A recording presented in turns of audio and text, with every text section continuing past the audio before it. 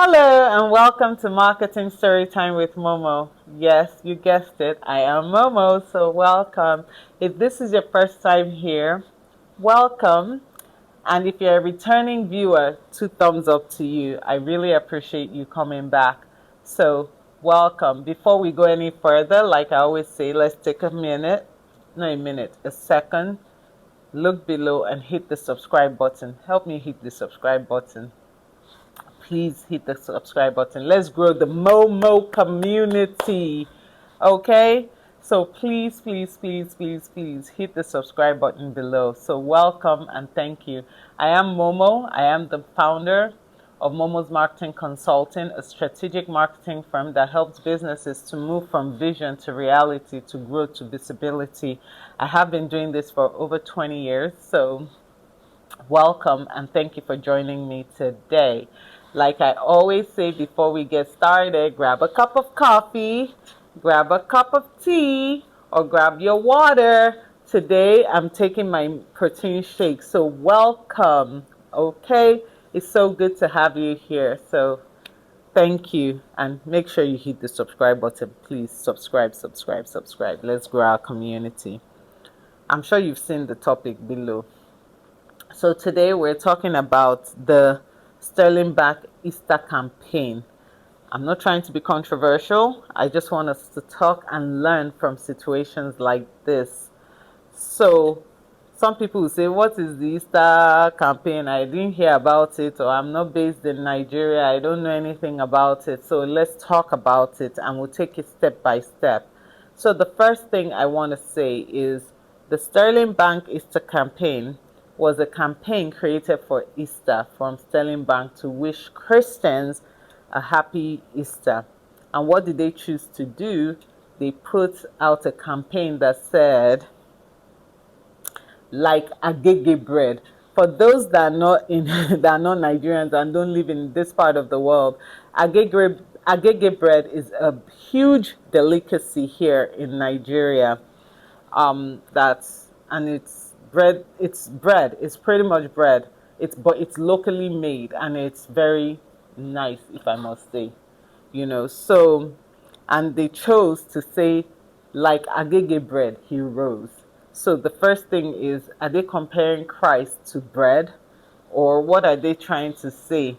You know, and this campaign created a lot of controversy, a huge lot of controversy. You know, it got everyone talking. Social media exploded. News outlets picked it up. The campaign went viral, and um, a lot of things happened during that period. People were asking, "Oh, who approved it? Where were the leaders? Who gave the go ahead?"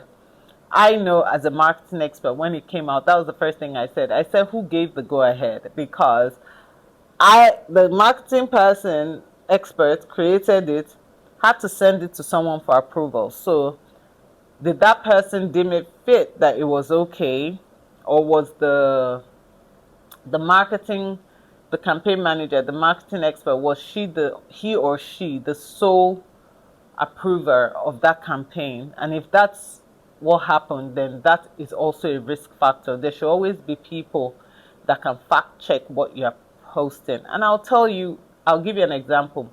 When I worked in a consulting firm during the Muslim holidays, I'm Christian, so during the Muslim holidays, because I'm not Muslim and I don't understand the religion, during that period, I left. I What do they call that word? I put everything on my teammates' table, the Muslim teammates. I I just gave it to her. Like, okay, you're the Muslim person. Please tell me, is this campaign correct? Or what should we say? How should we word it? So I think it's always very important that when you're creating a campaign, there are certain things you need to look out for. Religious campaigns are very tricky because you are now entering emotional perspective. People are very emotional about their religion. People take things quite personally. So it's very important that you're aware of this. You don't know it all. That's the first thing I'll tell any marketing person. And sometimes Googling things might not come at the exact translation that you want it to. I'll give you an example again.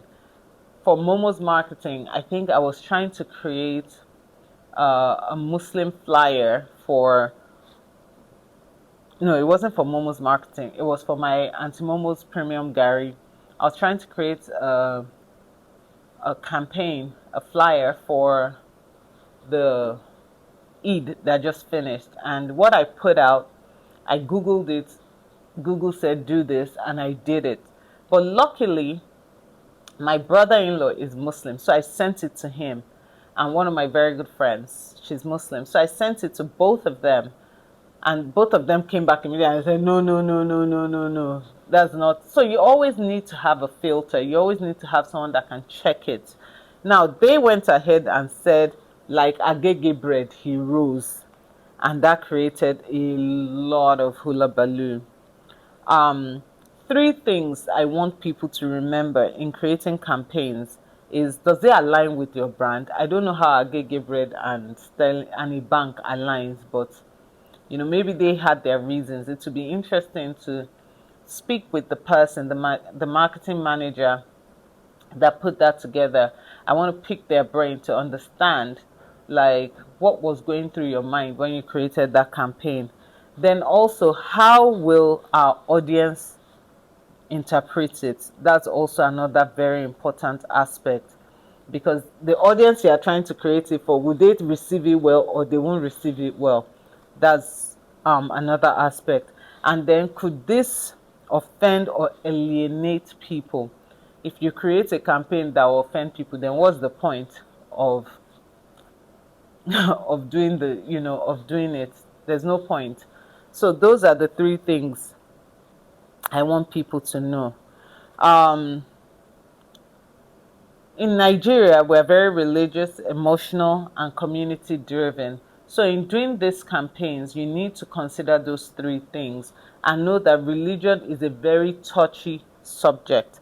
That if you are going into it, you are making sure that you are going into it with your eyes wide open, you are asking questions, and you have 3-step, 4-step authentication.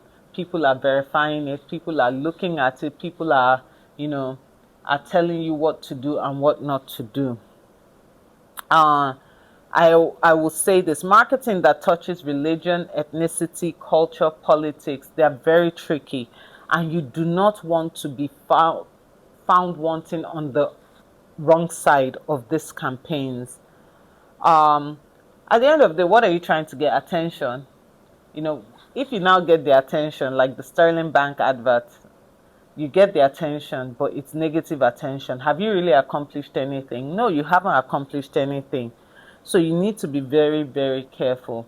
And like I always say, trust can be built over time. However, if you lose it, it's hard to build it back up again.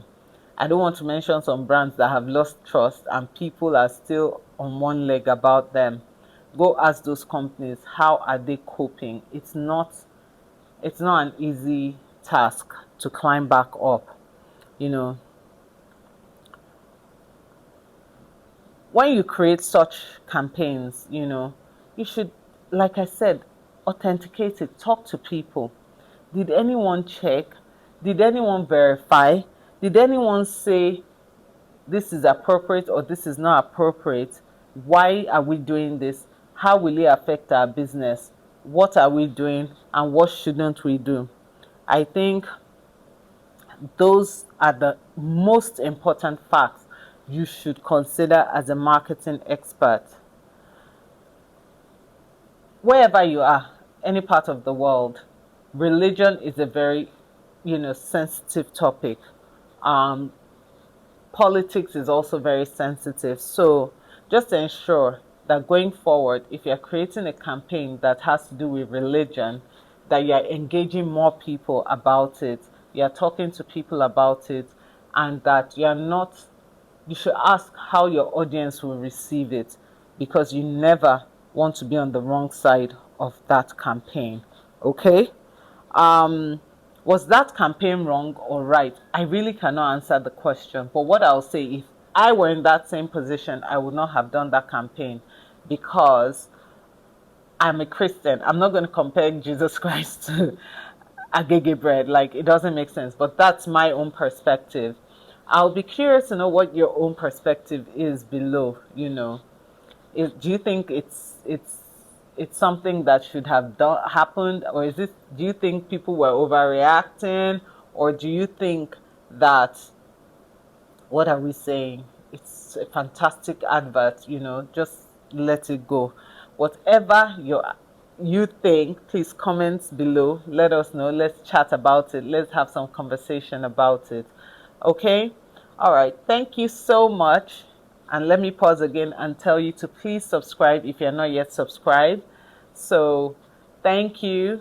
And I hope with these few points of mine, I've been able to convince you and not to confuse you that in creating campaigns about religion, politics, and the whatnot, you are being very careful and you are authenticating it from 2-3 step authentication.